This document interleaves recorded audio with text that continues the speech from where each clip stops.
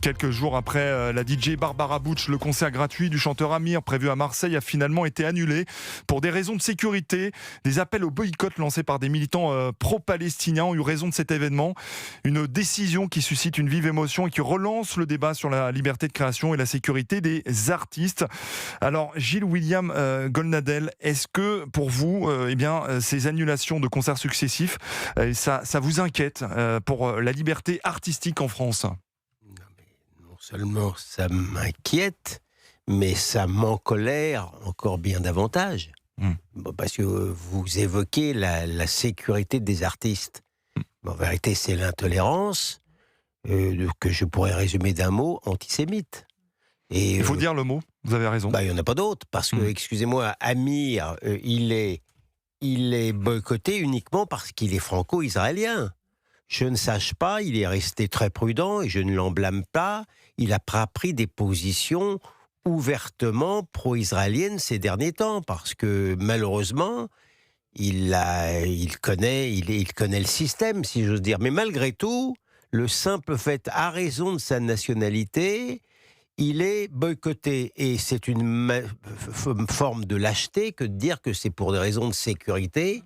Alors donc ça veut dire que c'est fini. Ça veut dire que c'est fini. Dès l'instant où on est franco-israélien, Bon, ce que je veux dire, c'est que, vous savez, le climat est terrible. Je vais vous prendre qu'un seul exemple de ce qui m'en colère. Hier, il y a un article dans Le Monde de réhabilitation du dessinateur Ciné. Et c'est sa femme qui le mène et qui même met au défi qui que ce soit et menace d'un procès si on dit qu'il est antisémite. Alors moi je dis que son mari était un antisémite, je suis assez bien placé pour le savoir, puisque je l'ai fait condamner il y a quelques années pour antisémitisme. Le problème c'est que Le Monde n'a même pas le courage de dire pour quelle raison il a été condamné, Ciné. Pourquoi ? Il a été condamné parce qu'il a dit qu'il voulait que chaque juif vive dans la peur, sauf s'il est pro-palestinien. C'est d'une très grande modernité. C'est de dire cela, c'est exactement ce qui se passe, d'une certaine manière. Et pourquoi Le Monde n'en parle pas ? Le Monde n'en parle pas parce que lui-même est assez sensible à la cause palestinienne. Il est tellement sensible à la cause palestinienne qu'il fait montre de beaucoup de faiblesse envers le Hamas. Je vous signale simplement que l'un de ses directeurs chargés du Proche-Orient est marié à une Palestinienne qui a recommandé à Dieu l'âme du chef du Hamas lorsque il a été éliminé par les Israéliens. C'est le climat, il y a une sorte d'ordre du jour non écrit dans Le Monde qui fait qu'il faut 3 ou 4 articles anti-israéliens par jour pour que le directorat soit content. Je prends cet exemple d'abord parce que ça me fait plaisir, mais d'autre part pour vous montrer le climat de haine et d'intolérance sensible à l'antisémitisme, si j'ose dire, qui règne en ce moment en France. Alors nous sommes avec Philippe Meyer, vice-président du CRIF. Bonjour Philippe Meyer. Bonjour. Merci beaucoup d'être avec nous. Et est-ce que cette annulation de ce concert du chanteur Amir et puis aussi de la DJ Barbara Butch il y a quelques jours, est-ce que c'est un renoncement et un renoncement que vous regrettez amèrement ? C'est un renoncement et pire que ça, c'est une reddition qui est plus qu'inquiétante. Comme vous l'avez dit, il y a eu Barbara Butch il y a quelques jours, c'est Amir maintenant, il y en avait déjà dans le passé, on pense à Johann Svar et à d'autres. Et vous voyez ce à quoi on assiste, c'est une longue séquence où la chasse aux artistes juifs est ouverte et se poursuit jour après jour.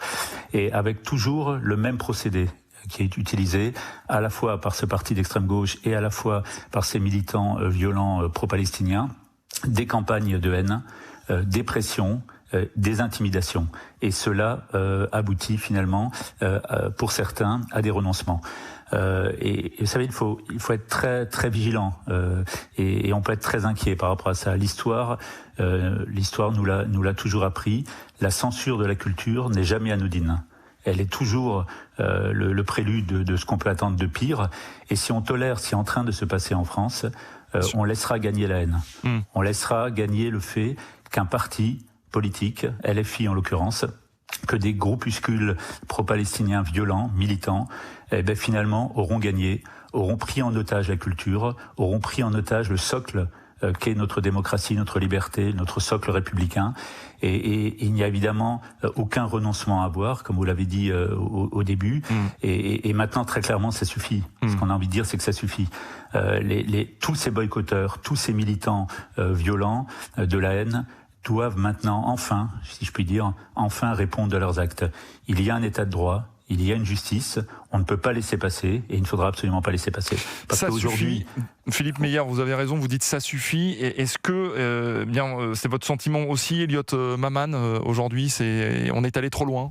Non, mais on est allé trop loin. Je pense même que là, ce n'est pas une question de gradation, c'est moralement faux quoi qu'il arrive, et quelle que soit la nuance que l'on y met.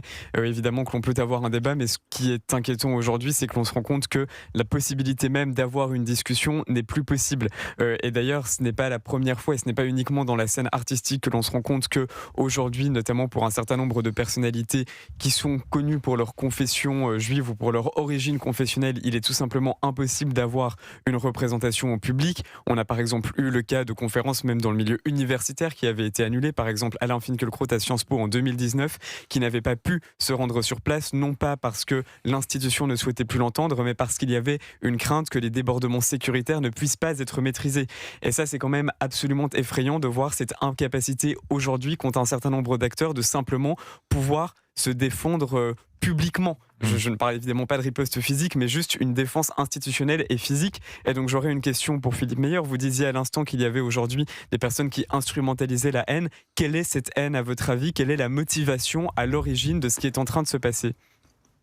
Écoutez, la motivation, c'est celle qui prévaut dans toute la stratégie politique de l'extrême gauche et notamment de LFI, alimentée par tous ces satellites. C'est une stratégie électoraliste, c'est une stratégie d'hystérisation du débat, c'est une stratégie de haine, c'est une stratégie de division de la société et in fine, c'est une stratégie où on s'en prend aux Français juifs, tout simplement. Vous savez, on a cité Barbara Bush, Amir, on peut en citer beaucoup d'autres. Rappelons-nous ce qui s'était passé avec les JO, rappelons-nous ce qui s'était passé avec l'Eurovision, rappelons-nous toutes les déclarations qui ont été faites depuis le 7 octobre et qui proviennent des rangs de LFI. Donc très clairement la stratégie, c'est une stratégie électorale qui est identifiée, qu'on connaît très bien. Mais aujourd'hui, vous voyez, tous ces porteurs de haine boycottent des artistes. Demain, ce sera au tour de qui ? Quelle est la prochaine étape ? Quel est le secteur de la société que l'on va boycotter ? Quelle profession va rentrer dans les griffes de ces ogres antisémites ? C'est pour ça qu'il faut dire stop maintenant. Est-ce que vous êtes de cet avis, Gilles William Goldnadel, Philippe Meyer craint que ça se poursuive après les artistes, peut-être des journalistes, d'autres personnalités Ça fait bien plus longtemps que le CRIF que je mets en garde contre les dangers du parti antisémite qui s'appelle LFI. Mais là où je diverge légèrement avec M. Meyer, c'est que ça n'est pas purement électoraliste. Je reconnais que LFI, le parti antisémite, est totalement sincère au-delà même de toute visée électorale.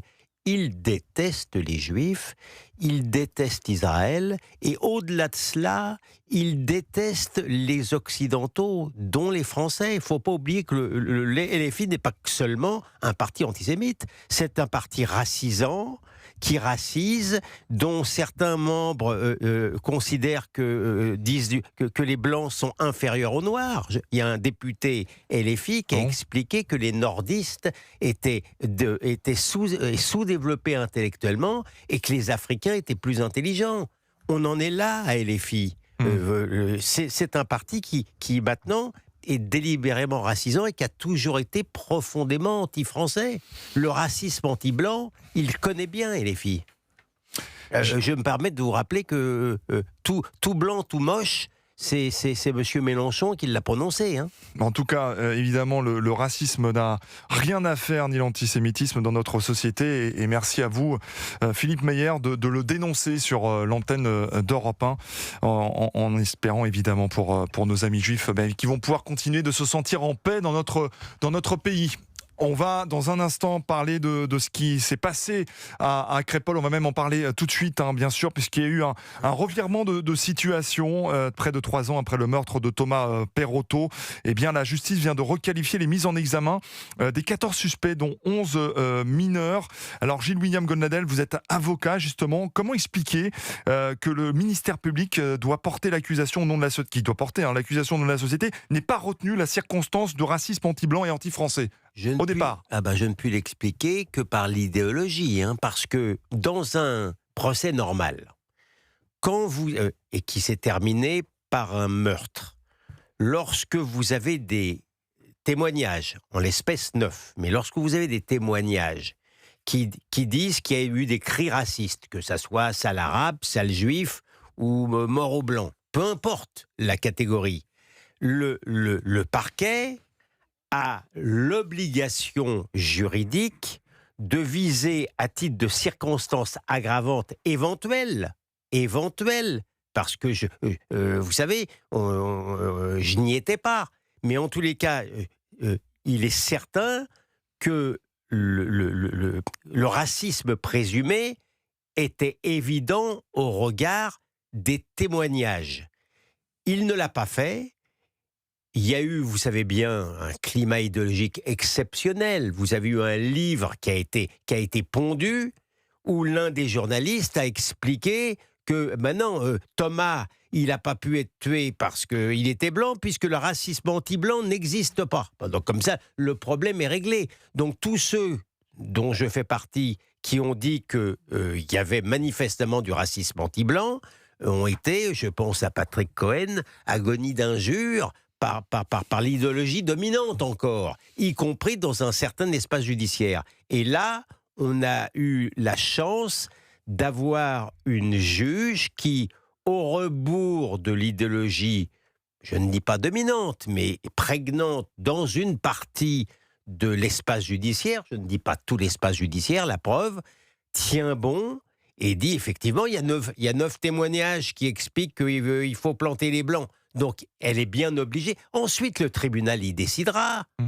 Encore une fois, le tribunal décidera. Mais j'affirme que l'incrimination de racisme, dès l'instant où il y avait des témoignages en question, devait être prise en compte par, encore une fois, les réquisitions du parquet.